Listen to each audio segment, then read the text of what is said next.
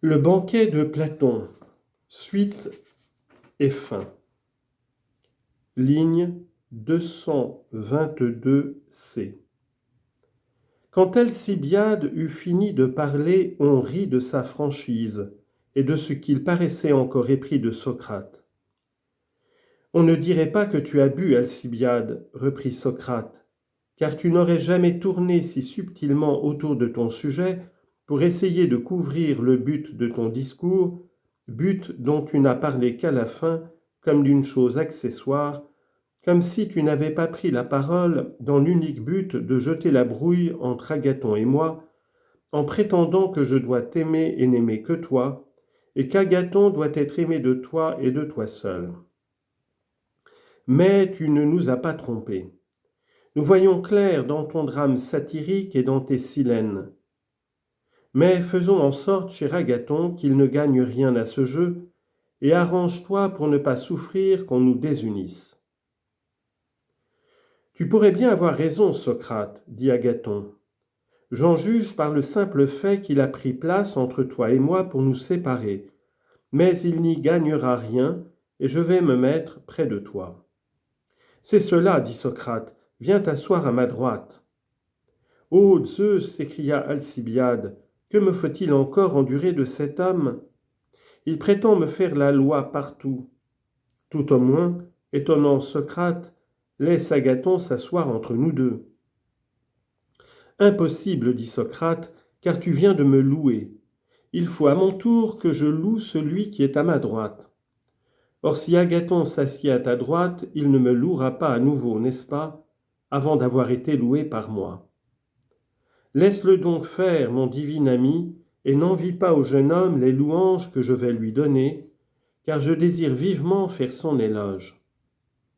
Ah ah, dit Agathon, il est impossible, Alcibiade, que je reste à cette place, je veux absolument changer afin d'être loué par Socrate. C'est toujours ainsi, dit Alcibiade, quand Socrate est là, il est impossible à tout autre d'approcher des beaux garçons. Voyez à présent encore comme il a trouvé facilement une raison plausible de faire asseoir celui-ci près de lui.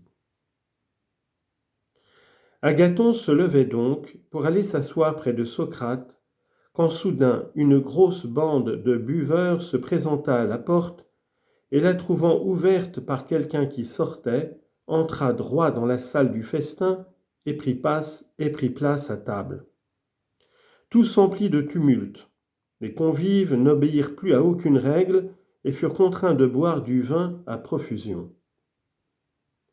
Alors Éryximaque, Phèdre et d'autres, dit Aristodème, se retirèrent.